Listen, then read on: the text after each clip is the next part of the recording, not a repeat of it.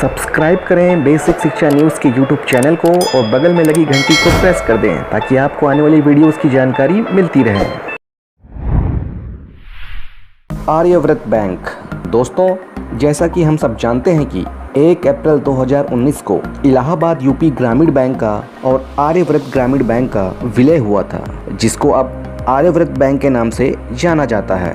यह एक क्षेत्रीय ग्रामीण बैंक है जिसकी देखरेख की जिम्मेवारी नाबार्ड की होती है। चूँकि क्षेत्रीय ग्रामीण बैंक सार्वजनिक क्षेत्र की बैंक के दायरे में ही आता है, इसलिए क्षेत्रीय ग्रामीण बैंक को भी PR एक्ट, RBI एक्ट और वो सभी दूसरी गाइडलाइंस जो कि वित्त मंत्रालय भारत सरकार द्वारा समय समय पर दी जाती है के अनुसार चलना पड़ता है। पर हमें एक चीज़ याद रखनी चाहिए कि हर एक क्षेत्रीय ग्रामीण बैंक का एक निदेशक मंडल व संचालक मंडल भी होता है, जिसमें 6 से 9 लोगों का समूह होता है और उन्हीं में से एक सदस्य को अध्यक्ष बनाया जाता है, जो कि प्रायोजक बैंक का ही सदस्य रहता है। आर्यव्रत बैंक में 50% की हिस्सेदारी भारत सरकार की है, जबकि 15% की हिस्सेदारी प्रदेश सरकार की है तथा बाकी बचे 35% की हिस्सेदारी प्रायोजक बैंक की है। जी हाँ दोस्तों, प्रायोजक बैंक यानी कि स्पॉन्सर बैंक, जो कि इस समय आर्यव्रत बैंक का बैंक ऑफ इंडिया है। हर एक ग्रामीण बैंक का एक प्रायोजक बैंक जरूर होता है, जैसे कि इलाहाबाद यूपी ग्रामीण बैंक का प्रायोजक बैंक इलाहाबाद बैंक था, और ये सभी प्रायोजक बैंक राष्ट्रीय बैंक की कैटेगरी में आते हैं। दोस्तों, अब बात करते हैं आर्यव्रत बैंक की सुविधा और योजना के बारे में।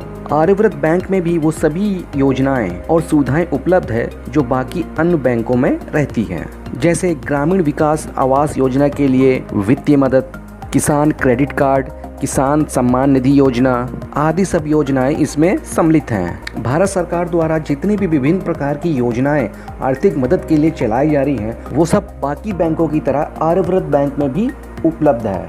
दोस्तों, अब बात करें यदि आर्यव्रत में इंटरनेट बैंकिंग का, जो सबसे मेन इशू है, तो दोस्तों मैं आप सबको यही बताना चाहूँगा कि आर्यव्रत बैंक में फिलहाल इस समय कोई इंटरनेट बैंकिंग की सेवा उपलब्ध नहीं है।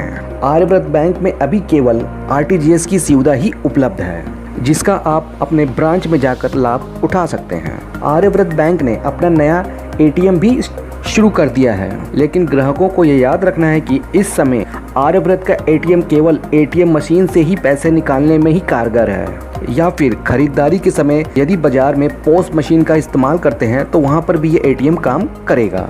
लेकिन यदि आप चाहते हैं कि इस ATM से हम ऑनलाइन ट्रांजैक्शन जैसे कि मोबाइल के रिचार्ज या फिर और अन्य चीज़ों का ऑनलाइन भुगतान करने के लिए यदि आप इस ATM कार्ड का इस्तेमाल करते हैं तो वो फिलहाल अभी संभव नहीं है। जी हाँ दोस्तों, क्योंकि आर्यव्रत बैंक ATM को अभी उस दायरे में नहीं रखा गया है कि आप इसको ऑनलाइन बैंकिंग के लिए इस्तेमाल कर सकें। दोस्तों, जैसा कि हम सब जानते हैं कि इलाहाबाद यूपी ग्रामीण बैंक में ऑनलाइन बैंकिंग की सुविधा उपलब्ध थी और इलाहाबाद यूपी ग्रामीण बैंक की ATM को हम ऑनलाइन ट्रांजैक्शन के लिए भी इस्तेमाल कर सकते थे। क्योंकि आर्यव्रत ग्रामीण बैंक का और इलाहाबाद यूपी ग्रामीण बैंक का एकीकरण अभी हाल ही में हुआ है, इसलिए अभी इन सब सुविधाओं का आना इसमें थोड़ा बहुत समय ले सकता है। आर्यव्रत में ऑनलाइन इंटरनेट बैंकिंग के लिए RBI से बातचीत चल भी रही है और जैसे ही RBI से दिशा निर्देश जारी हो जाते हैं, वैसे ही आर्यव्रत बैंक में भी इंटरनेट बैंकिंग और UPI की सुविधा उपलब्ध हो जाएगी। लेकिन फिलहाल के समय आर्यव्रत बैंक में किसी भी प्रकार की इंटरनेट बैंकिंग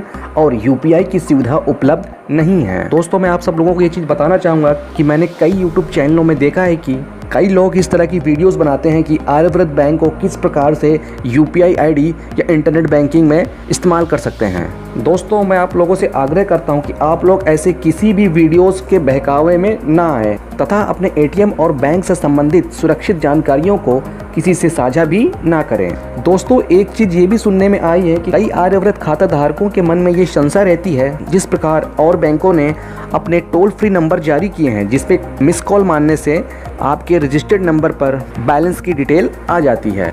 आर्यव्रत बैंक में अभी इस प्रकार का कोई नंबर इशू नहीं हुआ है। जी हाँ दोस्तों, एक बात आप अवश्य जान लें कि आर्यव्रत बैंक में इस प्रकार का अभी कोई नंबर जारी नहीं हुआ है जिस पर मिस कॉल मारने से आपको अपने अकाउंट की बैलेंस की जानकारी मिल सके। जैसा कि हम जानते हैं कि आर्यव्रत का bank of India sponsor bank है, ऐसे में कई लोग बैंक ऑफ इंडिया के टोल फ्री नंबर में मिस कॉल मारते हैं, जिससे उनको लगता है कि उनके आर्यव्रत बैंक अकाउंट की ही बैलेंस की जानकारी उनके रजिस्टर्ड मोबाइल पर आ जाएगी। पर दोस्तों ऐसा नहीं होता है। बैंक ऑफ इंडिया द्वारा जारी किया बैलेंस इंक्वायरी का नंबर सिर्फ बैंक ऑफ इंडिया के खाते धारकों के लिए ही इस्तेमाल करने के लिए होता है।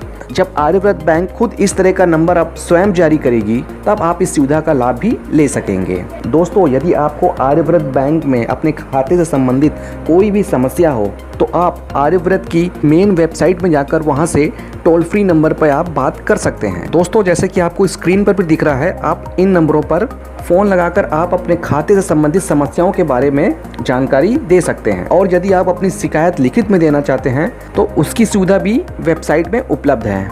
आप अपनी लिखित में भी शिकायत आर्यव्रत बैंक को दे सकते हैं। दोस्तों आशा करता हूं कि आप सभी को आर्यव्रत बैंक में इंटरनेट बैंकिंग से संबंधित कुछ जानकारी जरूर हासिल हुई होगी। दोस्तों अगर ये वीडियो अच्छी लगी तो इसको लाइक जरूर करिएगा और अपने दोस्तों तक शेयर करना ना भूलिएगा। धन्यवाद दोस्तों। जय हिंद, जय भारत। मुझे कोरोना से कितना खतरा है? कोरोना से डरो ना, सीधे आरोग्य सेतु पर चले आओ ना। अगर आपके आसपास कोई कोरोना संक्रमित व्यक्ति है तो तुरंत ही आपको अलर्ट मिल जाएगा। नहीं है तो टेंशन मत करो ना, कोरोना का एक्यूरेट ट्रैकिंग करता है ये ऐप। ऊपर से हर राज्य के हेल्प डेस्क नंबर्स दिए गए हैं यहां पर। आप बस सोशल डिस्टेंसिंग मेंटेन करो और आरोग्य सेतु ऐप डाउनलोड करो ना। छोटा हो या बड़ा, हर फोन में होना चाहिए आरोग्य सेतु ऐप।